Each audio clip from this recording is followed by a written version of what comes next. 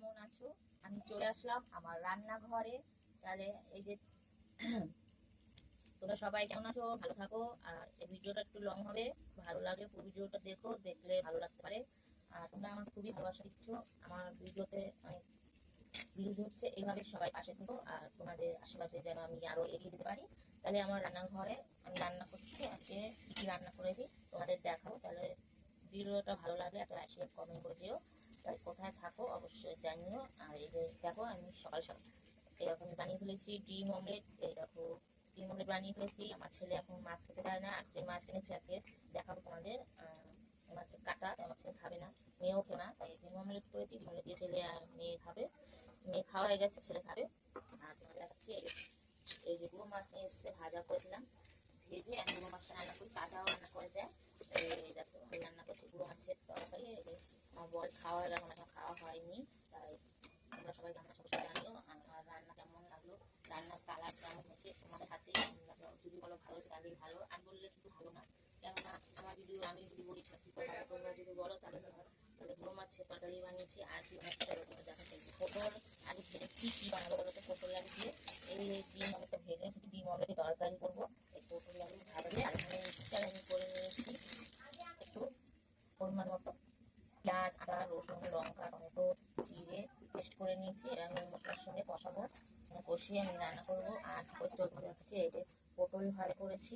আমাদের পটল ভালো হয়ে গেছে, আমার পটল খাওয়া ভালো লাগে তাই পটল ভেজেছি। আর সবার খাওয়া হয়ে নিয়ে আর বরের খাওয়ার সময় খাওয়াইনি, ছেলে তো সবাই খায় না। আর এখানে রান্না হয়েছে ভাত, এই যে ভাত রান্না হয়ে গেছে। আর কি করেছি দেখাচ্ছি। এখানে বললাম না যে কাটা মাছ কি মাছ তোমাদের বলছি, এই ফড়ি মাছ ভালো করে ভেজে নিয়েছি আর রান্না করেছি। এখন উচ্ছে কাঁচকলা আলু ওটো দিয়ে ঝোল করেছি, বেশি দিন নেই। আর একটু হালকা ঝোল ভালো লাগে ফড়ি মাছের, জ্যান্ত মাছের। মাছটা খুব ভালো, আজকে ভালো করে ছাড়িয়েছে, একেবারে ভালো করে আশি ছাড়ায় না। তাহলে এখানে রান্না হয়েছে ফড়ি মাছ। চলো এখানে কড়াই পড়ে যাচ্ছে, আমি এখানে মশলাটা দিয়ে দেবো, কষিয়ে নেবো। ভালো করে কষিয়ে নিতে হবে। এখানে আমি যে হলুদ নিয়ে নিয়েছি, আমি পরিমাণ মতো এখানে হলুদ দিয়ে দেবো, পরিমাণ মতো নুন নিয়ে নিলাম। এবার পরিমাণ মতো নুন দিয়ে দেবো। এবার মশলাটাকে আমি ভালো করে এবার কষিয়ে নেবো। না কষালে মশলা কাঁচা থাকলে তরকারি কোনো হয় টেস্ট হয় না, কাঁচা কাঁচা লাগে। মশলাটাকে ভালো করে কষিয়ে নিতে হবে।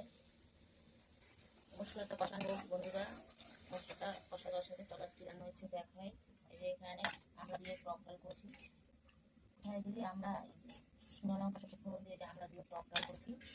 আর এখানে পলি মাছ মাছ ভাজা, আর এখানে গুঁড়ো মাছের তরকারি, পটল ভাজা, আর এখানে ভাত, আর এখানে মশলা কষাচ্ছি। আর এখানে এই যে ডিম অমলেট আলু পটল ভাজা, আলু পটলটা এটার সঙ্গে বসিয়ে তরকারি বানাবো। তাহলে এবার আমি দিয়ে দেবো এই পটল আলুটা ভেজে রেখেছিলাম, এটা আমি আস্তে আস্তে দিয়ে দেবো। এটা এবার আমি মশলাটা দিয়ে ভালো করে কষিয়ে নেবো। আর আমি একটু হালকা করে দেবো জল, হালকা পরিমাণ হালকা দিয়ে দেবো মশলাটা কষানোর জন্য। জলটা না দিয়ে কষানোটা ভালো হবে না, হালকা দিয়ে দিতে হবে। মশলাটা আমি দিয়ে দিচ্ছি, একটু ভালো করে কষিয়ে নেবো। এই ডিম অমলেটগুলো একটা গোটা থাকবে, আমার ছেলে কালো নিয়ে খেয়েছে গোটা, নাহলে আমার জানিসই হবে, ঝগড়া হবে। আর এই দুটো আমি একটুখানি দু টুকরো করে দেবো, কেননা 2-3 বেলা খেতে হবে, একবার খেলে হবে না। এগুলো আমি একটু খুন্তি দিয়ে দু ভাগ করে দিলাম, এই যে 2 টুকরো করে দিলাম। এবার আমি ঝোল দিয়ে দেবো পটল আলুতে, ডিমগুলো দিয়ে দেবো।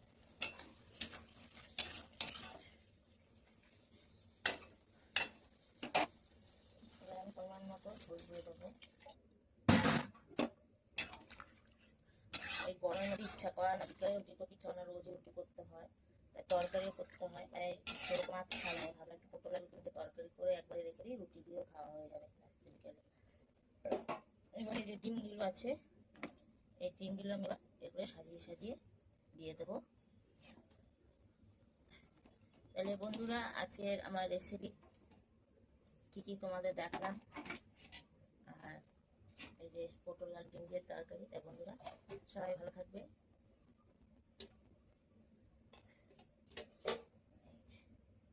Tata bye bye, tata bye bye.